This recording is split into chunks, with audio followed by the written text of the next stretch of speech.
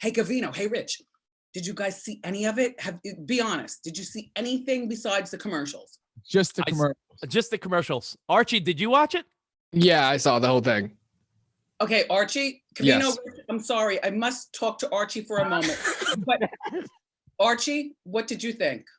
I thought the movie was wild. The fact that you like opened up and detailed so much like intimate details that happened with your life, because we just knew you as like the woman bringing the gossip and spilling the tea. It was crazy to me. And I didn't think that we were going to be so candid about the relationship. But it went there. What about the documentary? The documentary, have not seen that. Did not get that. So I'm waiting. Archie, by the way, one of our producers, a huge Wendy Williams fan, and I know he wanted to throw some questions at you. So Archie, take it away, buddy. Okay, Wendy, first of all, how you doing?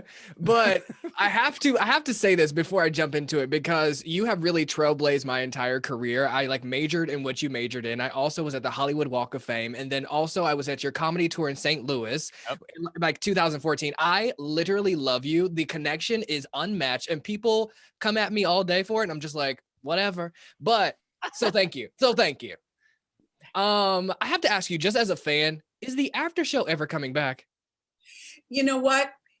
The after show is something that I used to do because there was more to what I had to say. And the after show was about me being in a robe and being with the people. Now, I hate to say, Archie, the after show is only when I get time, which is few and far between, because now that I am the queen of my own kingdom here, after the show, I'm on the telephone with the staff across the street. They're asking me things and I'm accessible. You know, Kevin would block me from a lot of that stuff and he would make ill decisions regarding certain things. Like, no, we don't want that person on the show. That person can, you know, kick rocks or eat SHIT or, you know, whatever. And I wouldn't even find out about it.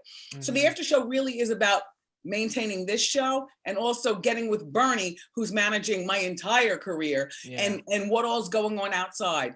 Now the after show has become the show because I don't have anybody coming to me in commercial breaks making me cry because they don't like how things went down. And then I want to ask you, what advice would you give to aspiring TV hosts or personalities like myself who will not have the same route that you did in Covino and Rich, coming up in the 90s and early 2000s when radio was what it was, because we're in a COVID world? Yeah. Well, I would say read a lot. And there's nothing wrong with watching TV, but don't get stuck in a rut where you watch the same stuff all the time. You know, there's certain shows that I like and I watch all the time, like American Greed. You know, I like gangster movies, you know, and Scarface and all that other kind of stuff. But I also like my Housewives. I also like The Odd Couple. I like Modern Family. There are movies that I don't like that.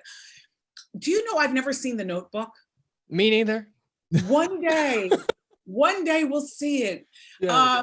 But I would advise you also to have a plan B and a plan C, because this is a rough business and it is not guaranteed. The money is not what you think it is. People do a lot of blah, blah, blah until you get to the very, very employment of an employer. Rich Covino, maybe you can co-sign on this. You know, people that we all know, they'll buy the big car and go home to the small apartment with the mice. Sure. No doubt. And you're spending money on jewelry that you really can't afford. The romance that really wants to romance you will accept you for who you are, and you have got to be honest with them. But make a plan B and a plan C. My plan B was I wanted to be on Madison Avenue, which ironically, the creativity of advertising, working and being an advertising firm boss, is the same kind of creativity that goes into the magic of radio and TV. Yeah. You know, and then my plan C was I wanted to be an architect. I like building things. I like the idea of a construction hat and building and changing the way construction hat on that magic hair that you got. That's but you laugh. I'm very serious. And one thing that I always wanted to be with all of those plans is I always wanted to be a wife, and I always wanted to be a mother, and I always wanted to be not just a wife, but like a housewife at home and a boss in the streets. Nice. Yeah. And Yeah. you recently like opened up and, you know, spoke directly to your brother on TV. What has the sibling feud kind of taught you? There is no feud. My brother, bless his heart. I feel that. And then lastly, I'm going to ask you this.